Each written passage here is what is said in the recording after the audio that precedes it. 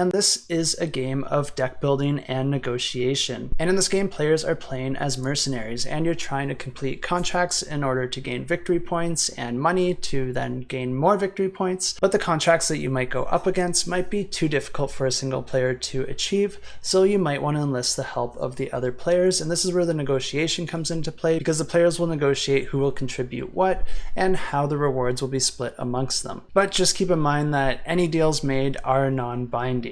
Each player in this game is going to be starting with an identical deck of 10 cards and their own personal player board. And the game plays over a series of rounds where players will be taking turns essentially choosing one of two possible actions. And the two actions are to stay at your base or to attempt to fulfill a contract. And I'll just go over the easier one first, and that's to stay at your base. And if you choose to do that, you'll just gain a coin, gain a secret objective, which you can try to complete before the end of the game and earn victory points. And optionally, you can discard and replace one contract that is currently out on the table. But if you're able to, you're probably going to want to try and complete a contract, because that's what's going to allow you to win the game. And when you go to complete a contract, you can just choose any of the contracts out on the table. And each contract is going to require a certain number of icons of certain types, as well as possibly requiring the players to roll hazard dice in order to complete that contract. So this contract down in the bottom left would require 4 green cards with the shield and 4 blue cards with the lightning bolt, and it would also require the players to roll 3 hazard dice.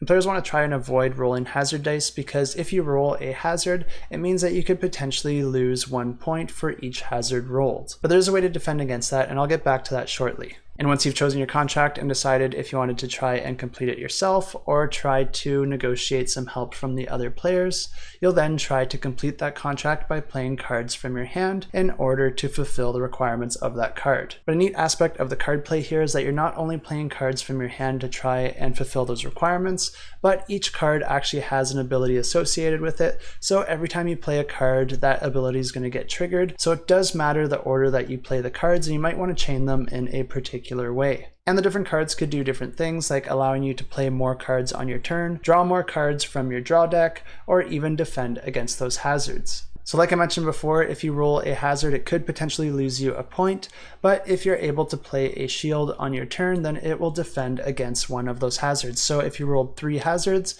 you'll want to try and play 3 shields, whether or not the contract required it. And whether or not the contract was a success or a failure, you'll then be able to buy new cards at the end of your turn. And there's a couple cards that you can buy. You can either buy new crew members, which will get added to your deck. And these are special cards that have a special ability when you go to play them, but they can also be a requirement for some of the contracts, because the crew cards do also have a special icon and color associated with them. Or instead, you could buy ship parts, which you can go ahead and add to your board, and that will give you a permanent ability that you'll have for the rest of the game.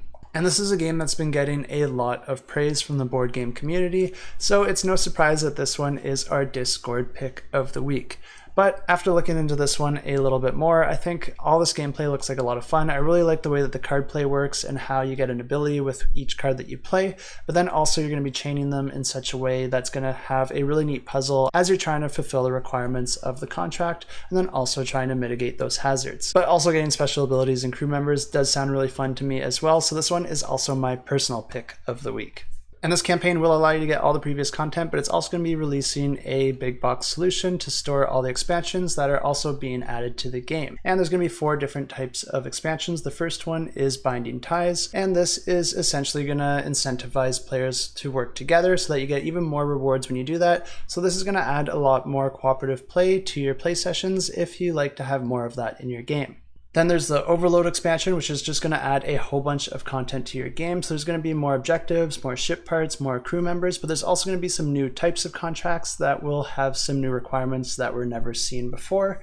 And it'll even have some advanced action cards that will allow you to do more faster. There's also the Nomad Expansion, which adds a completely new board where players will be able to explore different areas of the galaxy, and there's going to be a lot more contracts out, with the contracts being associated with different areas on the board. So depending on the type of ship parts you get and the crew members, some contracts in certain areas might be easier for you than others. This is going to allow you to seek those out by going to those specific areas in order to get those specific types of contracts. This one also introduces global effects that will affect all players.